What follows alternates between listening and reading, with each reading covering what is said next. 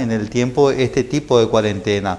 Entonces, cuando nosotros mejor hagamos ese cuidado personal de cada uno, va a hacer que haya menos circulación viral y uno pueda tener que esta cuarentena tan extrema no permanezca en el tiempo. Pero si en algún momento dado, por descuido de la sociedad, empieza a haber circulación viral, estas medidas extremas de vuelta se van a tener que extremizar. Ajá. Y mucho más de lo que ocurre ahora. Ajá. Y el impacto económico de cada población va a ser así. Incluso estas medidas yo creo que son medidas nacionales, en un momento dado se van a tener que sectorizar. O sea, van a haber sectores del país donde van a tener que ser medidas muy extremas y otros sectores donde Ajá. no van a tener que ser medidas tan extremas para poder funcionar la economía.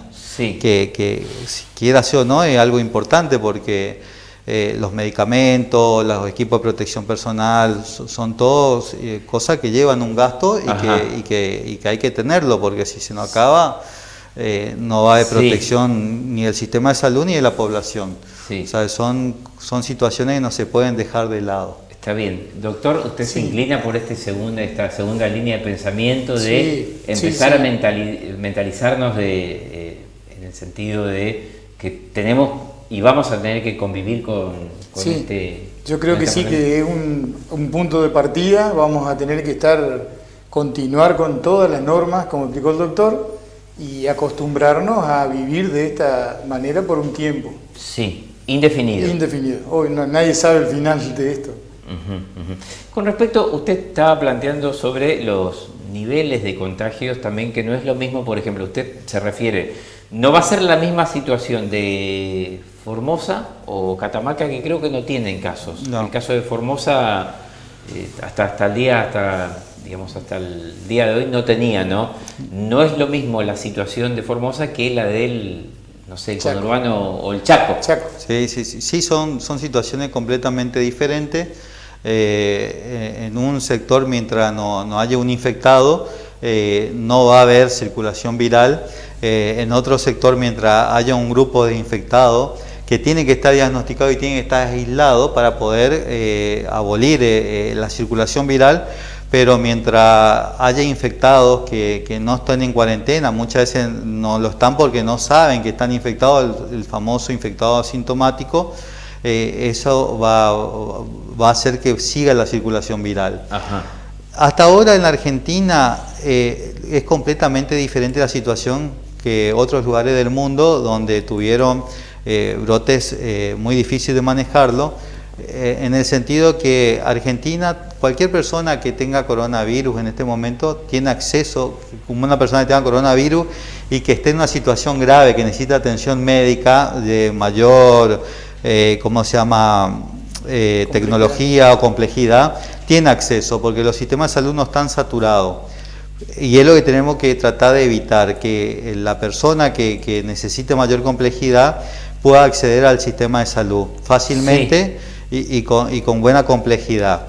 Que eso hoy lo podemos realizar. O sea, que el paciente que se muere de coronavirus, se muere porque la afección fue muy grave y no por falta de complejidad o atención médica. Ajá. Cosa que no ocurrió en Italia, en España, en un momento dado en China.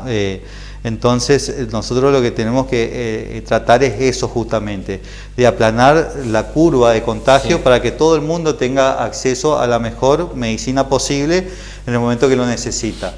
Si nosotros no logramos mantener este aplanamiento de la curva y en algún momento dado hacemos un pico y ese pico supera a la contención que pueda dar el sistema de salud, a partir de ahí vamos a empezar a pasar mal.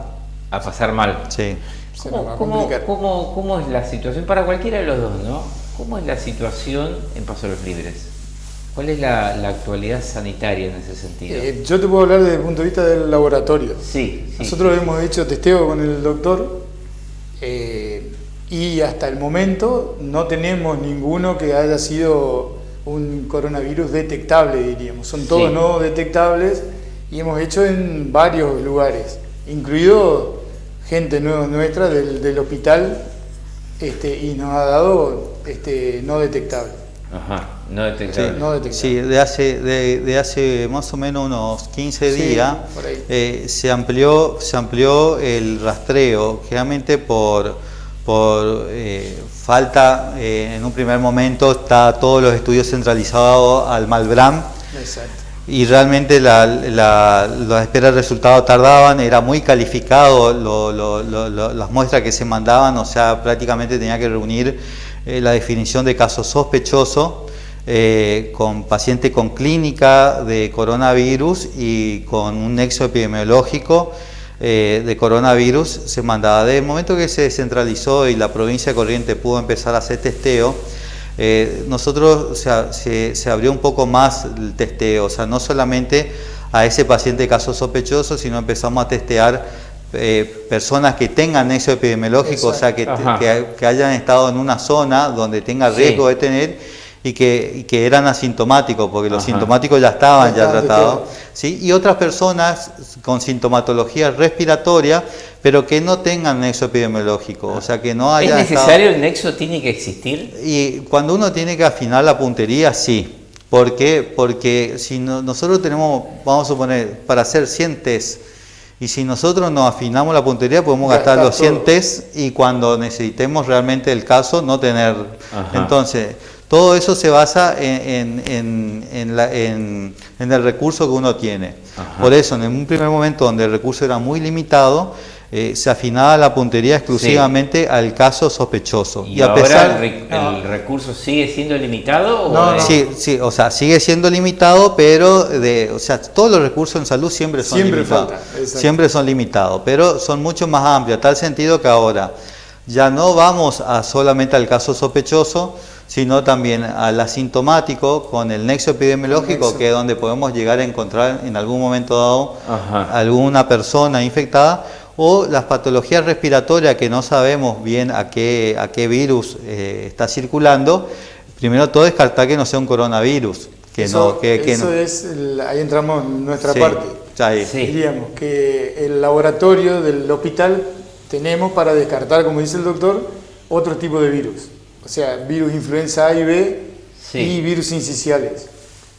Con eso adelantamos un paso para hacer el test directo de coronavirus en el laboratorio central de Corrientes, que es lo que está explicando el doctor. O sea, descartamos primero eso, a la vez se manda al laboratorio central y ellos son los que nos confirman si es detectable o no detectable. Doctor, en términos estadísticos, promedios, tiene que ser específico, ¿no? ¿Cuánto aumentaron la cantidad de test de muestreos que ustedes pueden hacer en el primer mes, digamos? ¿Eso fue creciendo? Sí.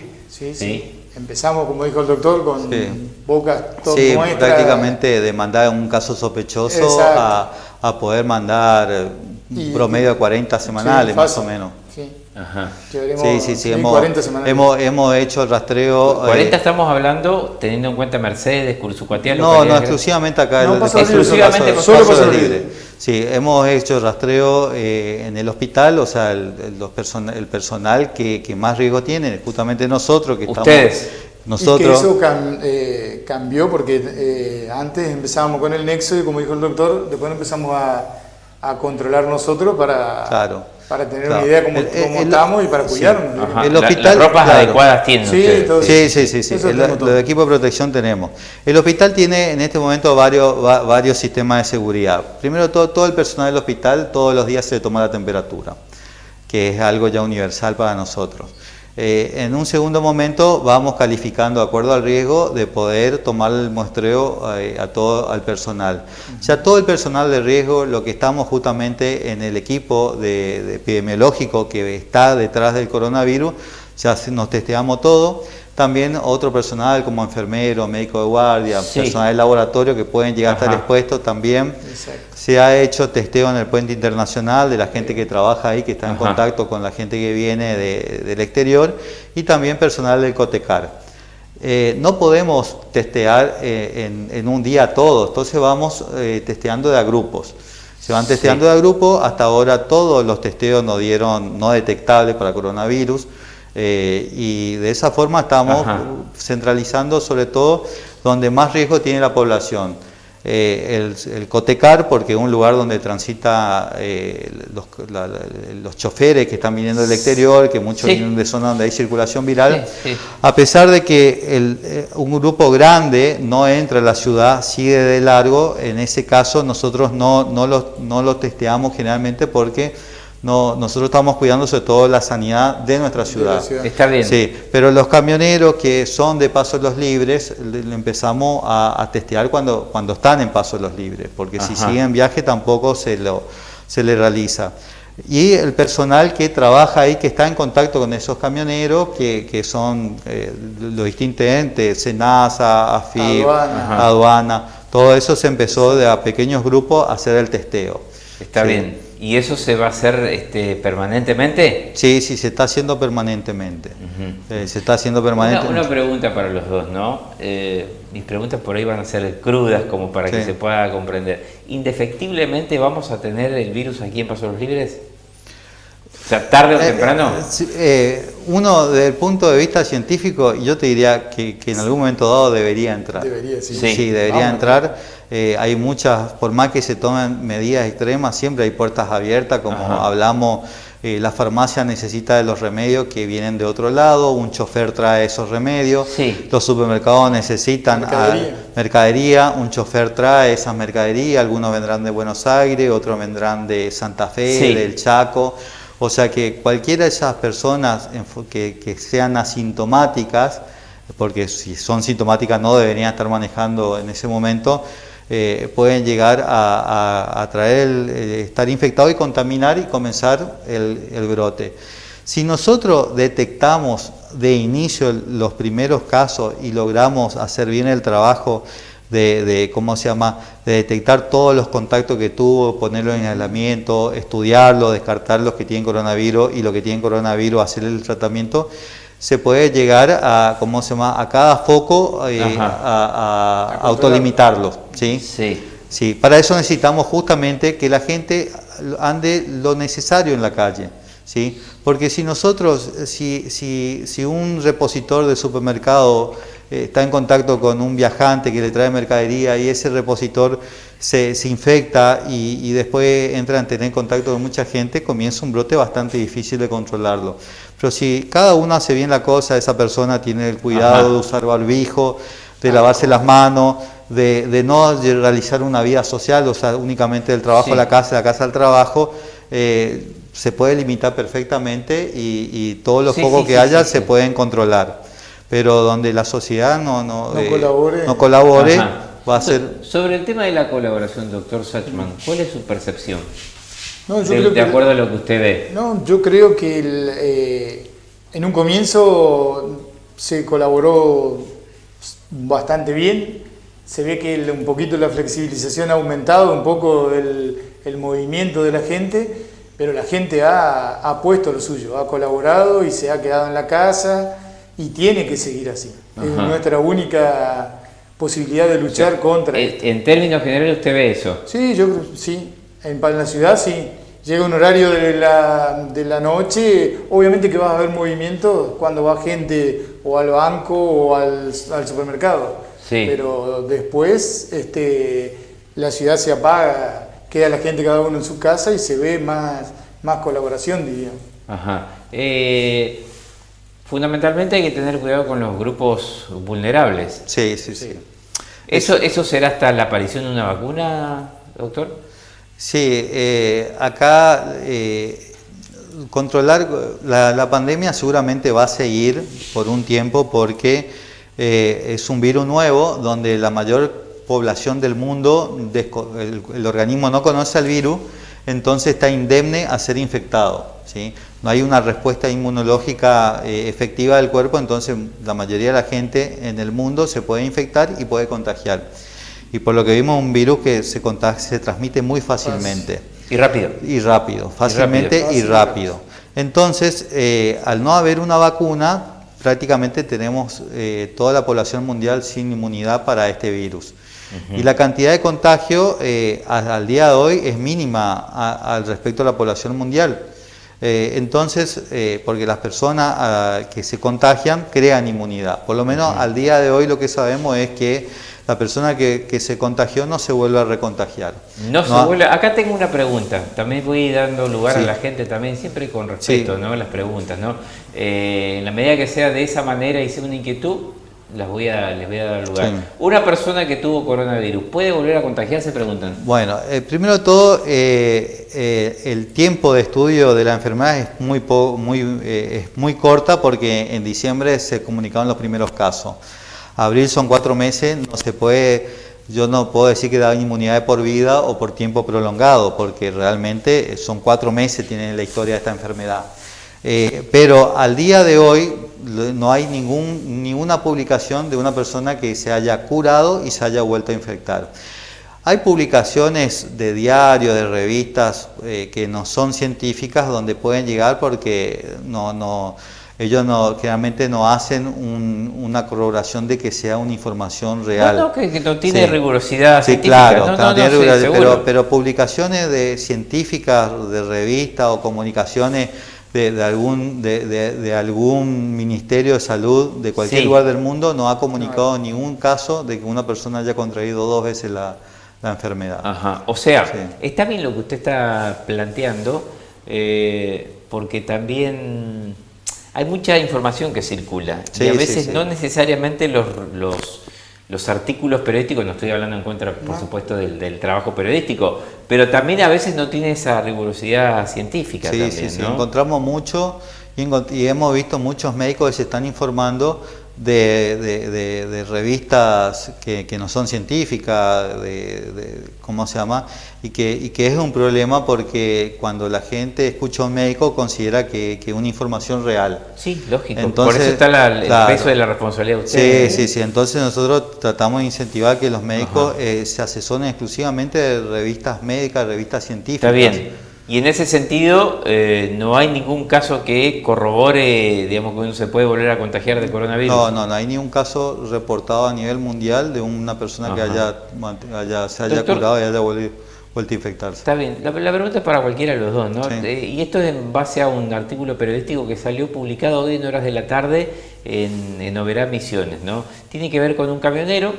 El camionero tiene una cepa más agresiva de coronavirus que los otros casos. O sea que el virus puede ir mutando también, con lo cual puede implicar un verdadero problema.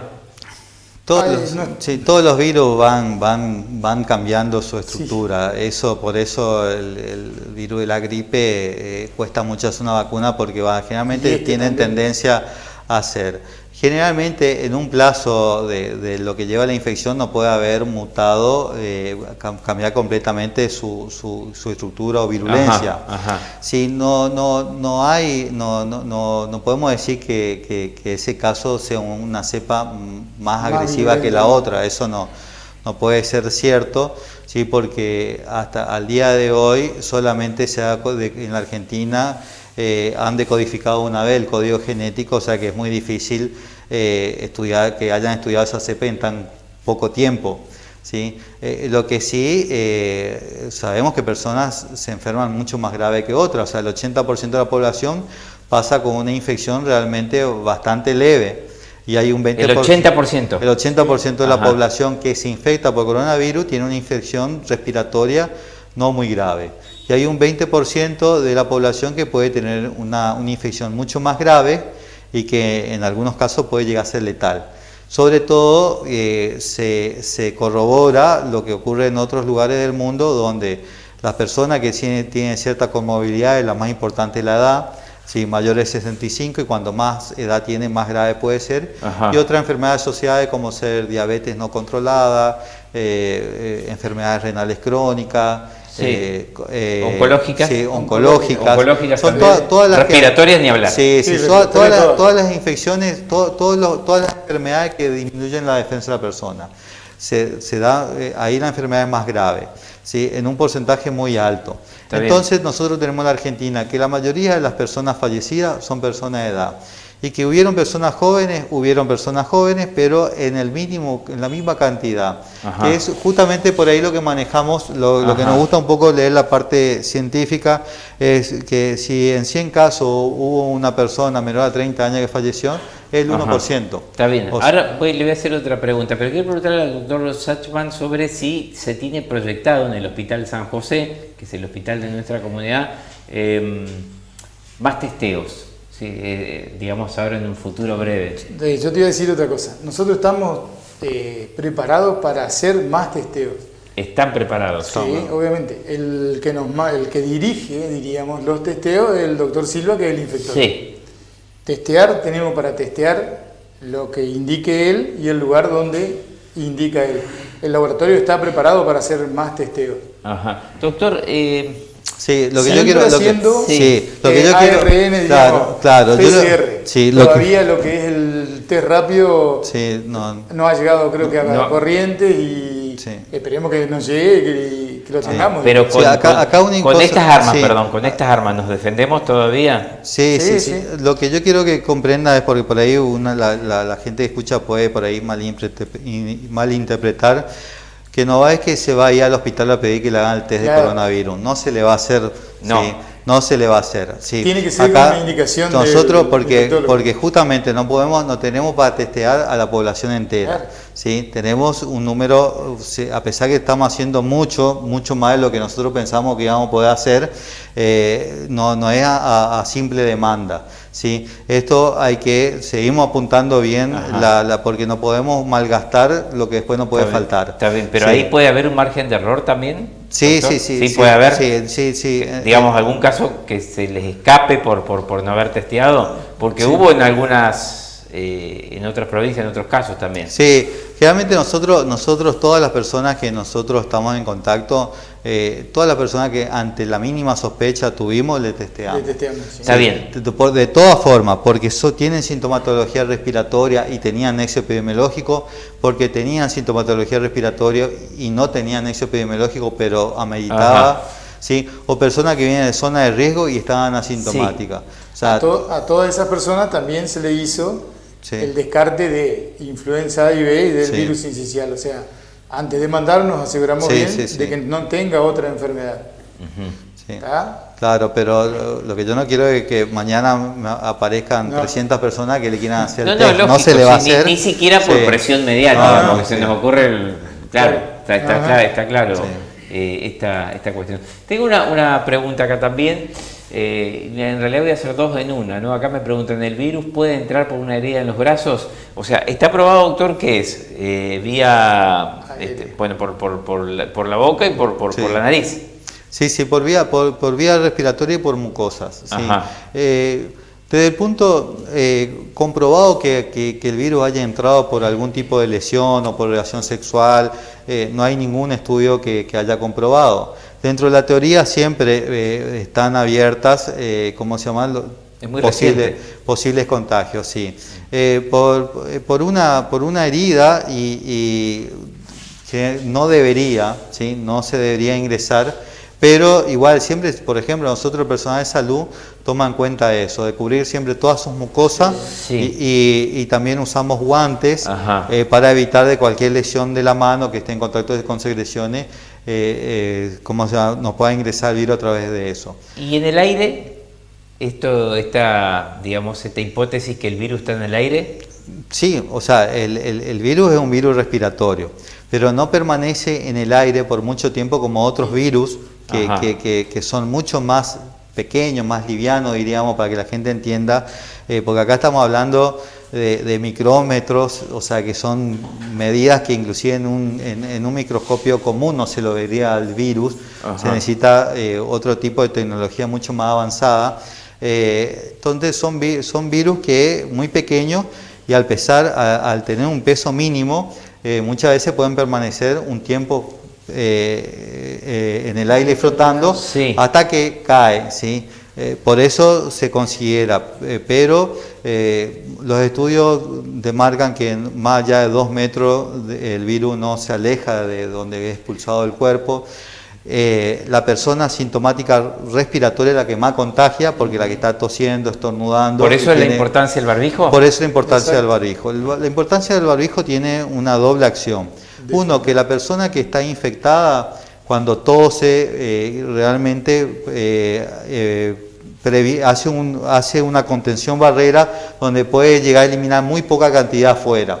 Y aparte las personas receptoras, si también utiliza barbijo, también va a respirar el aire con menos posibilidades de tener virus. Tengo otra consulta acá, ¿no? Cualquiera de los dos me puede contestar. ¿Los que se curaron del virus tienen secuelas?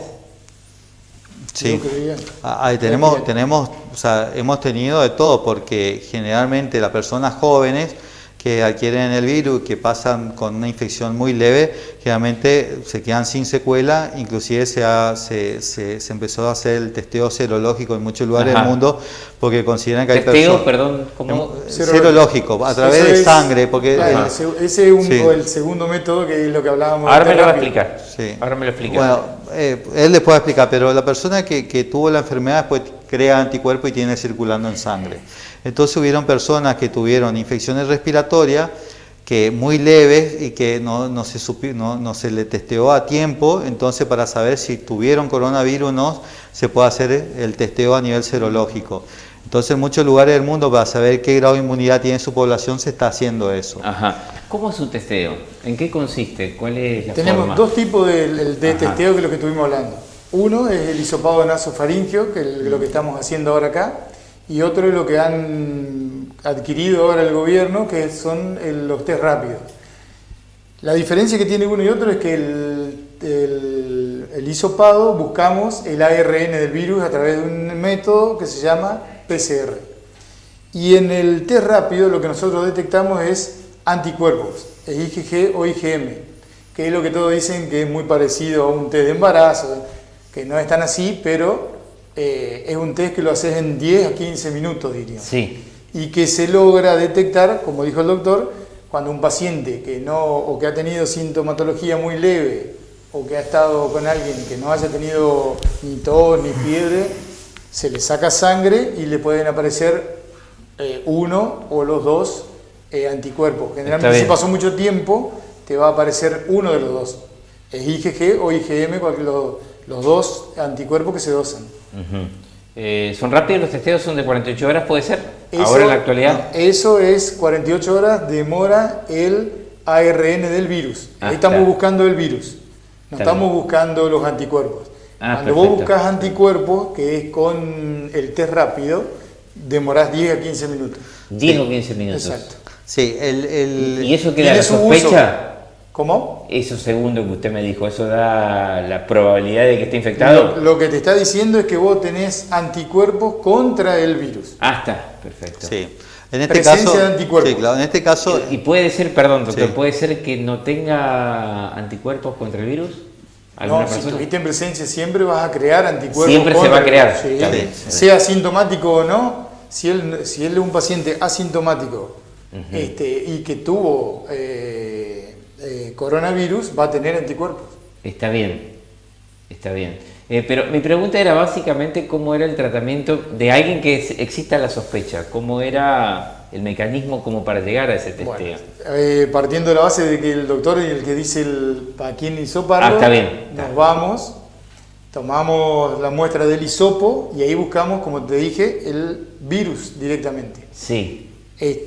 Sacamos la muestra, con dos hisopos, uno para hacer virus sinciciales y los influenza. Ajá. Y el otro hisopo para hacer coronavirus. Sí.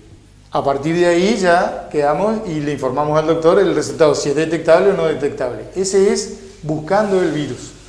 Los test nuevos que han entrado, como te repito, para buscar anticuerpos, que también le sirve al doctor en caso de que sean asintomáticos, ¿no? Sí. Está bien. Sí, el primero, la PCR que la estamos haciendo nosotros ahora, que lo que se busca es el ARN viral, es un estudio que tiene mucha sensibilidad, o sea, tiene alta sensibilidad y especificidad. Y especificidad. O sea que si el estudio de PCR nos dice que es positivo, es detectable, con seguridad ese paciente está infectado. ¿Sí? Y que está infectado ahora. ¿sí? Sí. El test serológico, que son los test rápidos. Serológico. Sí, son los test rápidos. Porque buscas anticuerpos. Claro, el paciente tiene que tener anticuerpos detectables por el Exacto. estudio. Por ahí los primeros días de contagio empieza recién a levantar los anticuerpos y te puede dar lo que Ajá. nosotros llamamos un falso negativo. Está bien, está Sí, bien. y pasado el tiempo, por ejemplo, si yo testeo una persona que estuvo hace un mes y medio infectado y ya está asintomático, me da positivo también el test. Entonces, ahí en ese momento, si tiene otra infección respiratoria, me puede crear duda porque puede ser una infección pasada ya y Ajá. no la actual. En este momento, como estamos buscando los primeros casos, nos sirven porque son todos los casos que por un test rápido me da positivo, son nuevos. Está bien, ¿sí? claramente, sí. Dentro de un año, Ajá. dentro de un año puede ser que sea un problema, pero ahora Tenemos que buscar el virus. sí. Doctor, le quiero hacer una pregunta, doctor Silva, de algo que tiene que ver con el imaginario de Sí. de nuestra comunidad también, ¿no? Sabemos que lo explicó bien claramente días pasados también aquí en este programa el doctor Ferreira, que el plan A, en este caso, en caso de detectar un paciente positivo, sería se traslada a Corrientes Capital. No, o sea, le explico. Explíqueme eso. Sí, Eso quiero. nosotros cuando detectemos un caso vamos a encontrarnos con dos pacientes diferentes.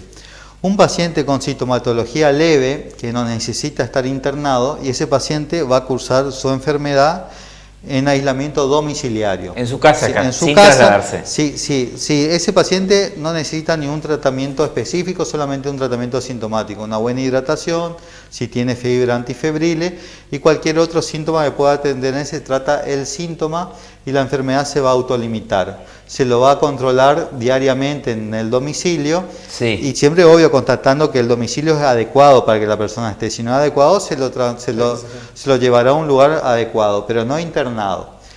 Si el Sí, paciente te entiendo. tiene criterio de internación, se va a internar y se va a hacer el diagnóstico si es coronavirus o no es coronavirus. Eso lo hace usted. Sí, con el eso equipo. lo hacemos en el equipo. Ustedes sí. lo hacen. Si es un coronavirus y tiene criterio de internación, va a ir al hospital de referencia, que en este momento es el Hospital Llano, y después también puede ser el Hogar Escuela de Corrientes, de acuerdo a la situación que ellos vivan, va a ir se va a centralizar la atención en ese lugar. Está bien. Sí, siempre y cuando se confirme el diagnóstico. Sí. Si el diagnóstico no está confirmado, va a permanecer en el hospital nuestro bajo tratamiento hasta que se descarte la enfermedad o se asevere, o sea, se confirme la enfermedad y en ese caso va a ser derivado. Está bien. Lo Para que, que- lo- para que lo que quede- forma parte del sí. imaginario, y a eso apuntaba con la pregunta, ¿qué pasa si llegamos que colapsa en Corrientes Capital? Bueno, Ahí, a ese punto quiero sí, llegar. el hospital está preparado para atender los pacientes. O sea, tenemos Ajá. el sector que van a estar destinados para los pacientes aislados, que no va a contaminar el resto del hospital, ¿sí? Tenemos, en caso Ajá. de que necesiten asistencia mecánica respiratoria para un grupo, tenemos para darle asistencia mecánica respiratoria. Es más, lo más probable es que si tengamos un paciente que ya ingrese grave, tengamos que ventilarlo en el paso de los libres y cuando esté en condiciones de ser derivado a corriente, será derivado a corriente. Ajá. Nosotros hoy estamos en condiciones de atender pacientes mientras el sistema no nos colapse el sistema de salud. Ajá. Si de golpe tenemos 30 infectados que necesitan asistencia respiratoria, no vamos a colapsar. ¿Con un Sí. solo infectólogo que es usted, doctor? ¿Cómo? Y un solo infectólogo y varios, Sí, digamos, otros médicos, claro. por supuesto. Pero, por ejemplo, para decirte así, un paciente necesita ventilación asistida, ya lo va a manejar el terapista, ya no lo manejo yo. O sea, Bien, ya lo maneja está. el terapista. El infectólogo, sobre todo en este caso, es muy importante para tratar de hacer la parte epidemiológica, ver dónde hay que buscar los primeros casos, cómo hacer la contención, de diferenciar un paciente que puede llegar a evolucionar gravemente de otro que no va a evolucionar gravemente. Y en ciertas situaciones está un equipo, o sea, si ese paciente con coronavirus necesita la atención de terapia intensiva, va a ser manejado por el terapista. Ajá. Si necesita, porque muchas veces pasan, en el mundo ya nos ha mostrado que puede haber una embarazada con coronavirus y va a tener puede haber, puede ser. ¿Corre riesgo ese embarazo? ¿Cómo? El embarazo en sí no corre mayor riesgo que una, o sea, pasa a ser siempre un embarazo de alto riesgo. Claro, claro. Pero no. O sea, el bebé corre la suerte de la madre. Sí. La madre no se ha reportado que haya mayor mortalidad en las embarazadas, pero el mayor riesgo tiene que entrar una persona infectada a una sala de parto, a un quirófano.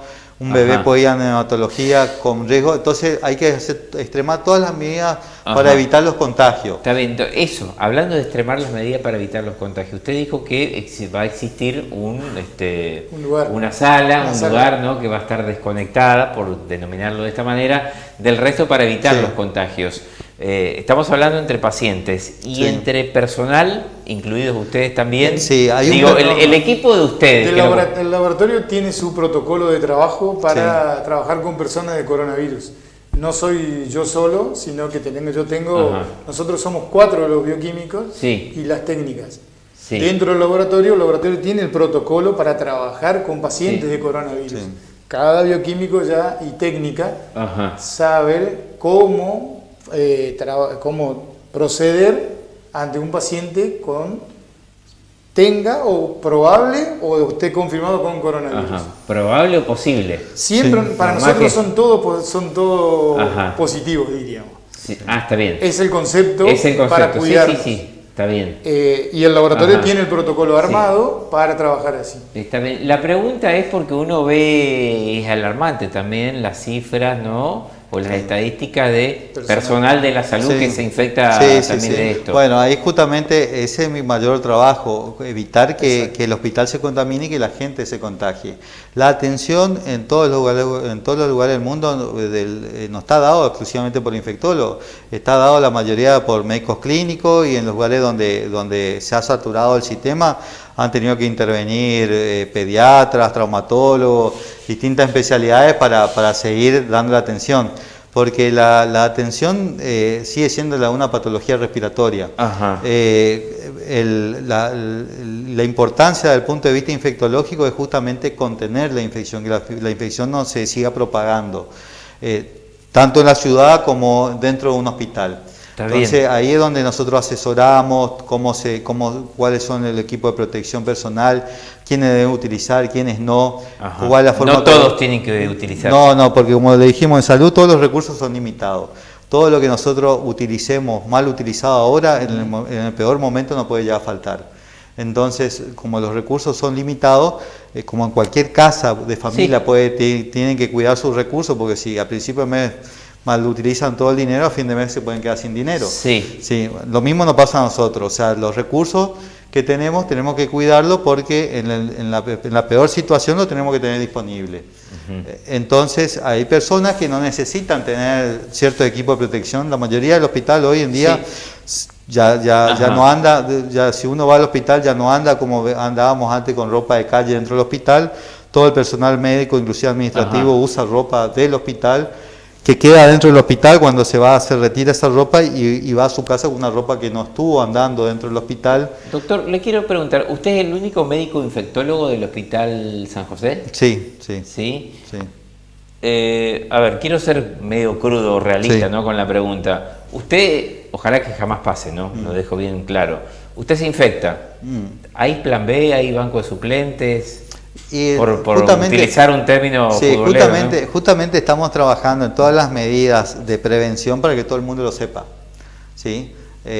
Constantemente estamos instruyendo al personal para que todo el mundo lo sepa. Y también estamos trabajando justamente en qué tiempo epidemiológico estamos cursando, porque realmente empezar a activar muchas cosas que tendremos que activar más adelante, en este momento puede llegar a ser perjudicial. Entonces, en este momento estamos trabajando con el mínimo de personal posible, porque cuando más gente metamos en la trinchera, mayor riesgo va a haber infección. Entonces, nosotros tenemos un equipo muy bien entrenado, que es la que está actuando en este momento. A medida, de acuerdo a la necesidad, vamos a incluir más personal. ¿Sí? Pero eso, perdón, ¿no? Va para los dos. Eso incluye no solamente los cuidados en la salud pública, sino en las vidas personales de ustedes y familiares. Obvio. Sí, te cuento, cada vez que ingresó un paciente con sospecha de coronavirus al hospital, que se activó, nosotros llamamos protocolo, se ingresa con un protocolo ya armado dentro del hospital, donde prácticamente se cierra el hospital y en el sector por donde va a circular el paciente solamente estamos las personas que tienen que intervenir, nadie más. Todo el resto del hospital está fuera de la zona de aislado. Sí. Entonces, de esa forma minimizamos el contagio de cualquier persona que se puede llegar a exponer. Justamente una persona que no esté preparada, en ese momento puede llegar a ser problema de contagio. Sí. Entonces, se trabaja de esa forma. Hay personas que ya, a pesar de que no actúan, están conociendo el protocolo y lo están sabiendo cómo se realiza. Porque el día de mañana lo podemos llevar a necesitar. ¿Sí? Entonces, en este momento no tenemos activaciones de 10 protocolos por día. Entonces estamos trabajando con el personal que necesitamos. Ajá. Y otras personas ya van aprendiendo cómo se hace. ¿Sí? Y a medida que se vaya necesitando, se vaya agregando mayor cantidad de personas. Claro, eso yo le preguntaba también. ¿Se prolonga la vida familiar también el tema de los cuidados? Sí, el cuidado es fundamental. Hasta cuando entras en tu casa, tenemos, por lo menos yo, tengo todo. normas de cómo dejar un trapo con lavandina, dejar las zapatillas fuera. ¿Me puede explicar esa experiencia, doctor? Y bueno, yo ya la viví. Esa experiencia práctica, Mirá, ¿no? te cuento algo. Yo ya la viví con el tema del H1N1. Sí, La gripe A. 10 años tras 11. Exactamente. Y en ese tiempo tuve que cumplir las mismas normas de ahora. La ropa que voy, como dice el doctor, nos cambiamos en el hospital, dejamos la ropa ahí, vuelvo a mi casa y vuelvo a sacarme toda la ropa, dejar afuera, lo mismo de los zapatos, lo mismo higienizarte las manos. Y en mi casa los traté de educar de hacer exactamente lo mismo, más ahora. Ajá. ¿Los zapatos son un elemento peligroso, doctor, de transmisión del virus? Sí, no son tan peligrosos de contagio, pero sí de llevar el virus. El virus no tiene pie, o sea, el virus es trasladado por persona.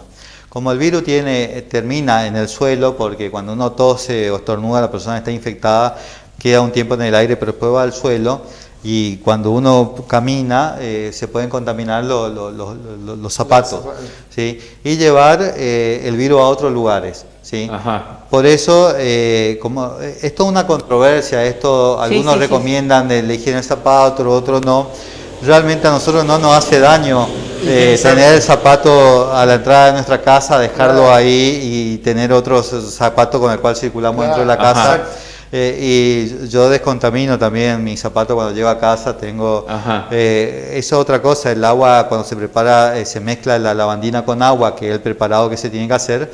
Tiene un tiempo de efectividad y después pierde efectividad. O sea que no sirve tener un coso preparado para 10 días, en el momento. En una superficie, en una mesa, en un mostrador, yo me voy al supermercado, un almacén, ¿cuánto puede durar el virus?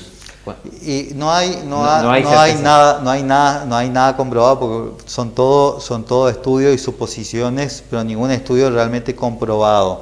Sí. Primero de todo, el mejor estudio para detectar el virus es la PCR, que detecta no el virus, sino el código genético del virus. Y cuando detecta ese código genético, no detecta si ese virus está activo o inactivo.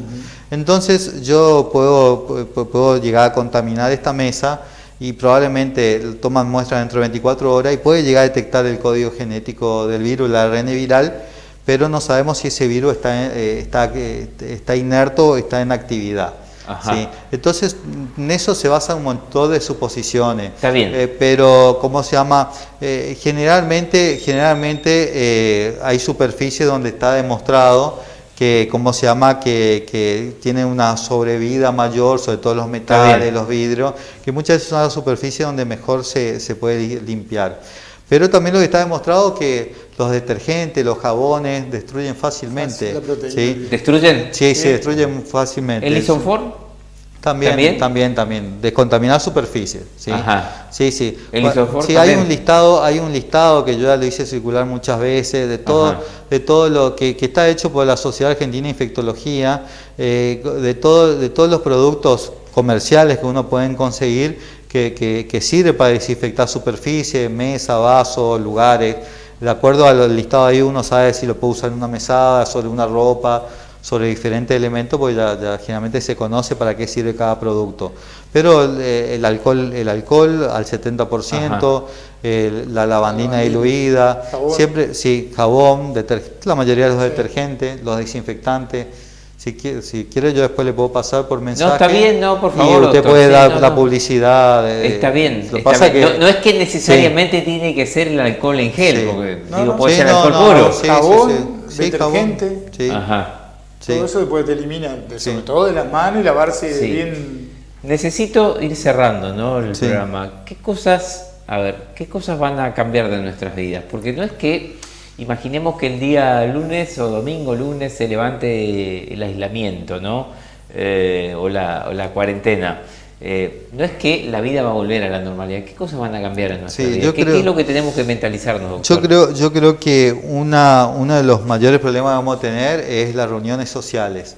¿Sí? Eso va a ser muy importante, evitar las reuniones sociales, porque es el lugar donde el mayor contagio puede llegar a haber, los contagios masivos. Uno se va a tener que acostumbrar a mantener distancia, o sea, ir a una reunión donde uno pueda estar a 2 metros de distancia de la otra persona, ¿sí? ¿Cómo se llama? La higiene permanente de las manos, la superficie, evitar compartir objetos, o sea, el vaso de uno es el vaso de uno, cuando se sienta a la mesa a comer, su vaso es suyo, no lo puede tomar ni su hijo ni su mujer del mismo vaso, tomar mate solitariamente. Evitar las manos, sí. el saludo. Sí, porque hasta lo del codo, digo. Hasta el codo puede hasta ser. lo del codo, si uno lo puede evitar, lo evita, sí, ¿no? lo evita. Porque yo nunca entendí esto. Bueno, ahora se puso muy de moda el saludo codo a codo, pero digo, si uno estornuda, ¿no? Uno estornuda y se cubre con el codo, digo, no me parece prudente tampoco saludar con alguien. Sí, eso es cierto. Obvio que es mucho menos el contagio que pasarse la mano, porque uno ya directamente se contamina la mano que lleva constantemente a los ojos, a la nariz, a la boca, a la mano, entonces el riesgo es mucho mayor y el codo es mucho más difícil. Pero el codo sigue siendo un contaminante, o sea, vos me contaminas el codo y yo el codo puedo apoyar en la mesa, puedo apoyar sobre muchos objetos que sigo contaminando. Entonces lo ideal siempre es el saludo a distancia, con la mano, ¿sí? El lavado permanente, la limpieza, desinfección permanente de la mano, el agua con jabón es lo mejor, lo más barato, y si no hay el alcohol en gel o el alcohol diluido al 70% también es efectivo. Como yo expliqué varias veces, el alcohol líquido diluido al 70% es efectivo, pero se evapora rápidamente, entonces uno se limpió, toca y se vuelve a contaminar. El alcohol en gel tiene un poco más de durabilidad. Por eso es la insistencia del lavado permanente de la mano.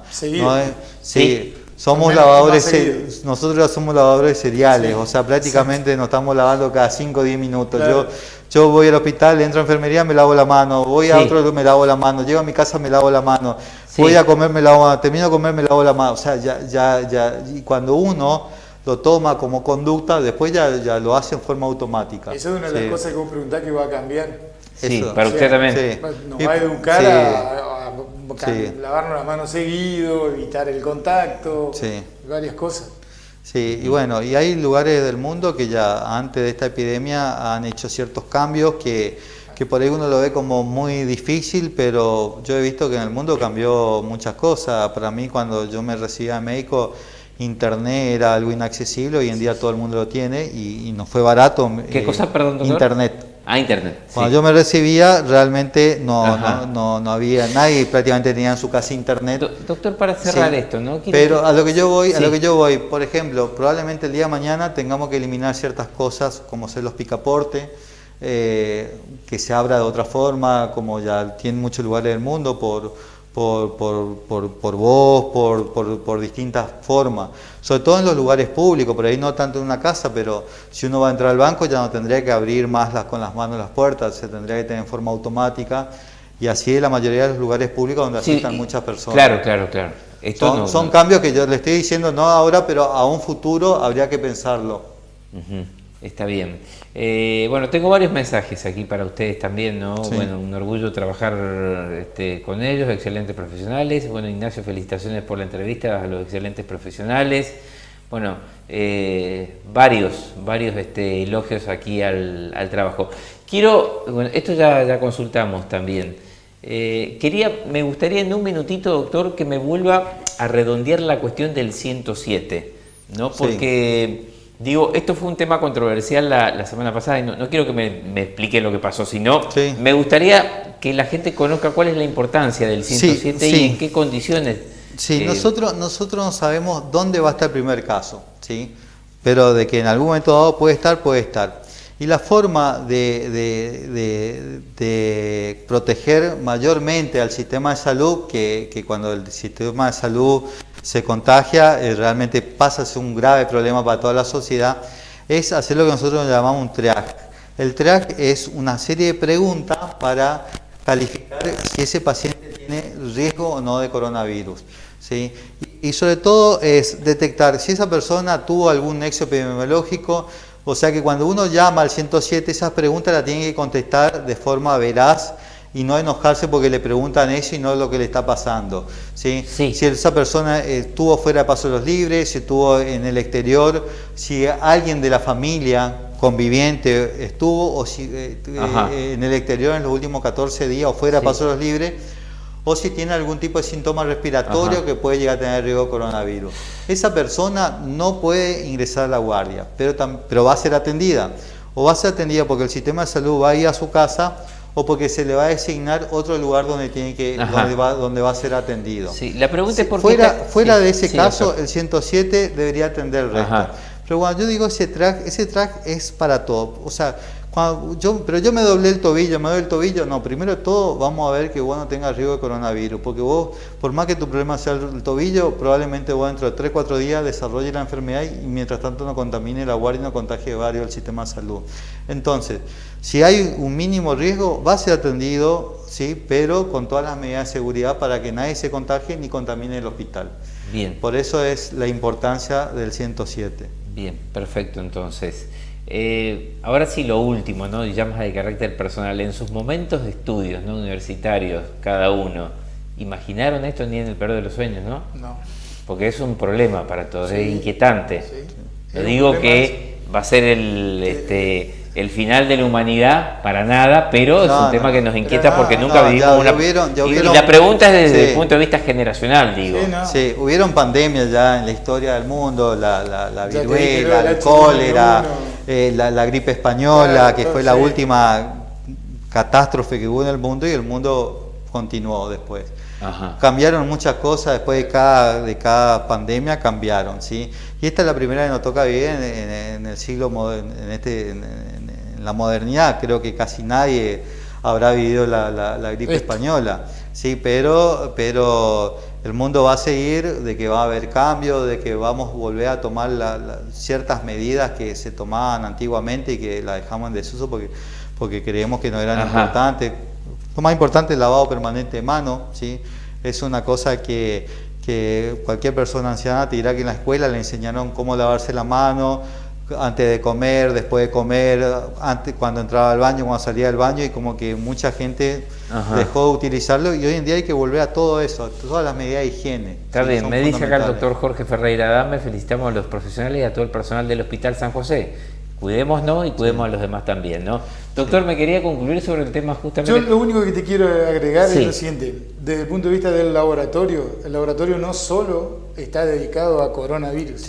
Nosotros estamos trabajando con gente de terapia, de neonatología, de cirugía, de clínica, de traumatología. O sea, el laboratorio no solo está específico para coronavirus.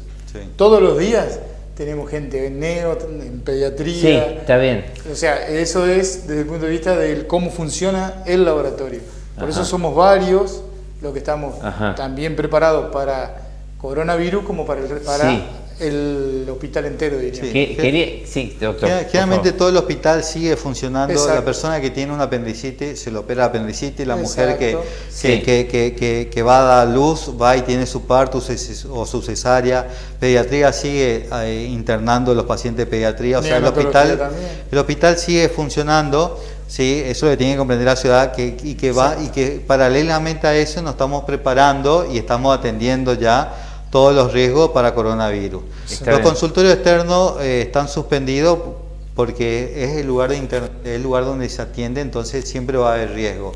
pero que yo me imagino en un futuro se va a ir tratando de adaptar, de flexibilizar, ajá, de que lo que no se pueda atender en consultorio externo del hospital se haga en los centros de salud periféricos.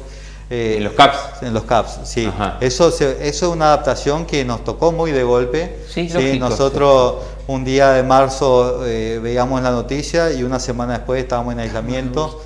Creo que fue una situación que a todos nos... Fue una avalancha esto. Sí. Una avalancha, una cosa muy rápida, muy... Sí. Y tuvimos la suerte que ¿Usted la fue dimensionando desde el primer momento, doctor?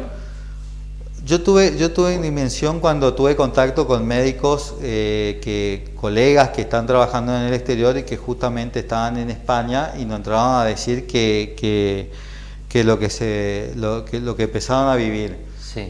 Entonces, y una de las grandes dimensiones fue que un colega mío me dijo, ustedes están a un vuelo de cualquier lugar del mundo. Y ese día abrí los ojos y dije, acá puede venir de cualquier lugar, no pasó el ir, para Argentina está un vuelo de cualquier lugar del mundo, puede ingresar y si estamos con las guardias bajas no va a crear un caos. Y yo creo que gracias a Dios tuvimos muchos avisos, ¿sí? Porque Argentina estaba en verano, porque veía y cuando tuvimos los primeros casos, realmente nos agarró en verano y no es la expansión de un virus respiratorio como puede llegar a ser en invierno. Entonces nos dio mucho tiempo, inclusive a nosotros acá en Paso Libre nos está dando todo el tiempo del mundo para poder prepararnos. Y la línea nación, digamos, nación, provincia, municipio, en ese sentido actuó también con tiempo anticipadamente. Sí. Hablo de los gobiernos, yo ¿no? creo que no ocurre en otros países por ahí. Yo creo que actuaron también en un primer momento rápido. Pensaban que no iba a ocurrir tan rápido y cuando tuvimos los primeros casos reaccionaron rápido y bien. Ajá. Yo creo que yo creo que Argentina siempre desde el punto de vista sanitario, históricamente siempre tuvo buenas actuaciones a nivel sanitario. Claro. O sea, siempre los antecedentes epidemiológicos, siempre Argentina tuvo muy buena respuesta. Creo que ya tenemos una buena escuela en ese sentido. Ajá. Y esto no fue la excepción. Sí. Doctor, ¿por qué? A ver, para cerrar, y ahora sí necesito cerrar, ¿no? Pero me quedé pensando, usted dijo que su primera experiencia fue el tema de la gripe A en el 2009. Pero ¿por qué no fue de esta manera, de tanta envergadura? Por lo menos en el imaginario de la gente. No digo que no fue importante, yo me acuerdo que había... Yo creo, ¿no? La diferencia entre el 2009 y ahora, diríamos, es la información. La información vuela. Vos prendés cualquier televisión, cualquier canal, celular. las redes, claro, exacto. Yo creo que es eso. Y porque la expansión, yo lo sufrí en mis propios hijos, no era tan expansivo como esto, pero lo que el celular o las redes o la tele te vive informando y nos mantiene actualizados. Esa creo que fue la diferencia. ¿Esa es la diferencia? Que yo le veo desde el punto de vista... ¿Y en cuanto a la letalidad? Y estadísticamente no sé bien. El H1N1 era más letal. Era más letal, pero a nivel... Se encontró más rápido también la respuesta. Primero todo era un virus influenza. Sí. Sobre virus influenza tenemos un montón de literatura, lo conocemos bien, es un virus muy conocido a pesar de que era una cepa más agresiva que las anteriores.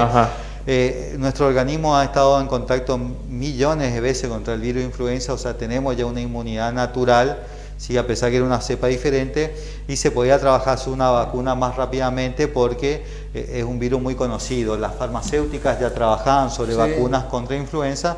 Fue necesario nomás de colocar la nueva cepa dentro de las vacunas polivalentes y inmediatamente a los 6 meses ya estaban circulando las vacunas. Esto es diferente, no existe una vacuna contra coronavirus, es un virus nuevo, es un virus que no es tan estudiado. Las primeras epidemias las tuvo el Asia, ¿sí? Con el SARS, con la insuficiencia respiratoria aguda, pero nosotros no estábamos con mucho conocimiento. Claro. Y a pesar de que es menos letal, contagia más. O sea, lo que hemos visto es que se ha expandido más rápidamente en un corto plazo. a tal sentido que nosotros nos encontramos un día a nivel mundial con 1 millón y prácticamente 15 días después estamos con 2 millones infectados. Ahora estamos con 2 millones infectados. Sí. Y estamos hablando que no va creciendo de millón a millón, sino se va duplicando la cifra en cuestión de 15 días más o menos. Sí, se va duplicando. Sí. Entonces nos vamos encontrando y tener una baja letalidad, pero en la cantidad de población que se infecta pasa a ser un número muy importante de fallecidos. Ajá. Sobre todo cuando pasa justamente lo que pasó, que saturan los sistemas de salud. Sí. O sea que si nosotros hoy en día de golpe tenemos acá 100 personas que necesiten internación, no hay sistema de salud que entonces probablemente van a un 25-30% van a poder ser atendidos y la otra persona no. Está bien. Entonces, pero eso no nos ocurre a nosotros y lo estamos fuera de peligro porque la curva está chata. Pero le ocurrió a España, le ocurrió a Italia, le está ocurriendo a Estados Unidos, a Nueva York, sí, y también ocurrió en China. O sea, para decirte, la primera imagen que yo tengo fue cuando China salió a decir que iba a construir un hospital en 10 días con el cáncer. A mí me pasó lo mismo. Entonces yo dije, estos son propaganda, están queriendo hacer propaganda nomás de que ellos pueden hacer un hospital tan rápido. Sí. Pero y después cuando uno se empezó a ver que los sistemas de salud estaban saturados y que el problema era que se estaba muriendo gente porque no lograban dónde atenderla, entonces ahí recién uno logró entender por qué la necesidad de construir un hospital tan rápido y como lo han hecho otros países. Ahora en 30 segundos, si nos portamos bien, hacemos las cosas, no nos portamos bien en realidad, ¿no? Que así tiene que ser. Pero si hacemos las cosas bien. Si hacemos las cosas bien, el impacto va a ser mucho menor. El impacto. Sí. Pero el impacto es inexorable. Sí. La historia de todos los países es eso, que el virus entra. ¿Sí? Pero si hacemos bien las cosas, de que mantenemos el distanciamiento social, no lavamos permanentemente la mano, utilizamos los barbijos fuera de nuestra casa y no salimos a la calle si no es necesario. Hoy en día no hay que salir a la calle, solamente el que tiene que salir a trabajar o porque necesita víveres. Pero cuando yo expliqué varias veces, uno no puede salir a la calle porque le falta la Coca-Cola, ¿sí? Tiene que programar su salida. Yo voy a ir una vez a la semana al supermercado, voy a programar todo lo que necesito y con eso me voy a arreglar. Y si me faltó un elemento que no es básico, y esperaré hasta la otra semana sin ese elemento básico. Ahora, si son elementos necesarios, no se olvidó, bueno, puede llegar a ser una segunda salida. Pero uno tiene que tratar de estar lo menos posible en la calle. Exacto. Bueno, llevamos 1:10 charlando y podríamos seguir charlando 1:20 más todavía, pero debo despedirlos a los dos. Les agradezco enormemente esta entrevista, esta charla y desearles un buen trabajo en el sentido, bueno, sabemos por supuesto del profesionalismo de ustedes, ¿no? Pero estamos en manos de ustedes, también en el sentido de que... Y nosotros estamos en manos de la sociedad. Exacto. ¿Sí? Si la sociedad, está buena esa lógica. Si la sociedad hace bien las cosas, nosotros no vamos a estar menos expuestos. Si ellos hacen mal las cosas, nosotros vamos a estar muy expuestos. Gracias a los dos. Gracias, doctor Silva. Gracias, doctor Sachman. Gracias. Gente, nos volvemos a reencontrar la próxima semana en esto que es Ayer y Hoy. Muchas gracias a todos que hemos leído bastante de los mensajes que nos enviaron. Gracias y hasta la próxima semana.